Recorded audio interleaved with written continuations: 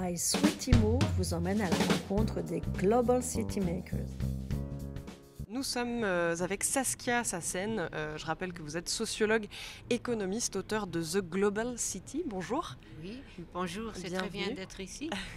Alors, donc vous êtes une spécialiste de la Global City, puisque vous avez écrit un livre qui s'appelle tout bonnement comme ça. Qu'est-ce que c'est une Global City ? Alors, il faut dire que le terme Global City, on peut l'utiliser de manière très générique. Alors, Paris is a global city. Paris, c'est une ville globale. Et de l'autre manière aussi, on peut l'utiliser d'une manière plus spécifique. Alors, ce sont certains éléments dans notre grande ville qui font partie de Redis, international, etc., qui font cette globalisation. Alors, toutes les deux manières d'utiliser le concept, ça me va bien. Mais il faut reconnaître la différence.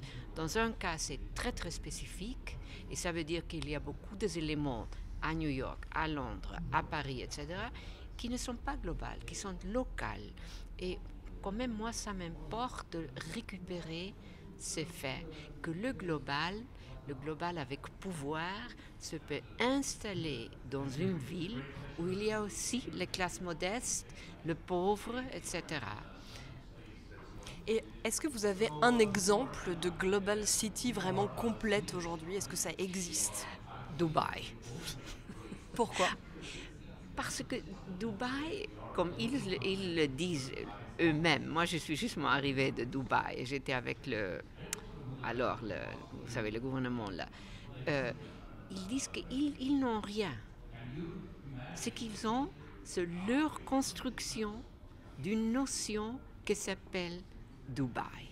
Et c'est vraiment très international. Alors, il y avait le pop catholique, et il y avait de gens très, très différents, disons. Alors, c'était vraiment une combinaison d'éléments. Alors, Dubaï est un espace qu'ils ont dû construire, parce qu'il n'y avait rien là. Ça, c'est aussi très intéressant. Alors, Dubaï, c'est une ville globale, et ça, c'est tout ce que c'est.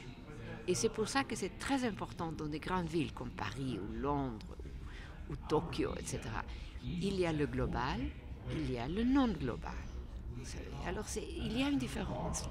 Et alors, donc nous sommes là aujourd'hui au tout premier forum des Global Cities Makers. C'est le premier forum. C'est le tout premier. Je ne savais pas. Alors du coup, pourquoi est-ce qu'on en parle aujourd'hui ? Est-ce qu'il y a vraiment une impulsion qui est en train de se créer ? Pourquoi est-ce qu'on en parle maintenant ?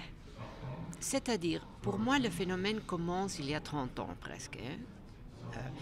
Mais c'était une manière partielle, c'était très spécialisé et la plupart des gens ne connaissaient pas le concept. Mais dans les derniers 10 ans, ou même 15 ans, c'est un concept que les gens peuvent utiliser bien. Les gens pauvres, les gens riches, les gens éduqués, les gens pas éduqués. Parce que ça capture une spécificité d'un certain type de ville, où il y a un internationalisme, n'est-ce pas ? D'une manière très très spécifique aujourd'hui, parce que l'internationalisme des grandes villes existait pour une longue, très très longue, vraiment, de millénaires. Mais chaque époque a son spécificité. Alors ça, c'est une spécificité qui commence vraiment quand on globalise, dérégulation, etc., de l'économie, des grandes économies. Alors ça commence cette nouvelle ville qui a besoin de tant de diverses formes de la connaissance, que veut dire beaucoup de petites entreprises qui sont très spécialisées. Si vous voulez 24 heures d'un pays comme Chili ou I don't know, on peut l'acheter, on peut le trouver. C'est ça un peu le phénomène. Alors une multiplicité de formes très très spécialisées de la connaissance qu'on peut acheter. C'est pas secret. Donc pour vous, c'est l'économie qui a vraiment donné un souffle à ça ? Oui, mais aussi la culture. Parce que le réseau de la culture ont vraiment utilisé très très bien ces capacités d'être global, hein, de se connecter. Alors il y a des régions pauvres en India, qui sont connectées avec le même type de musiciens à Los Angeles.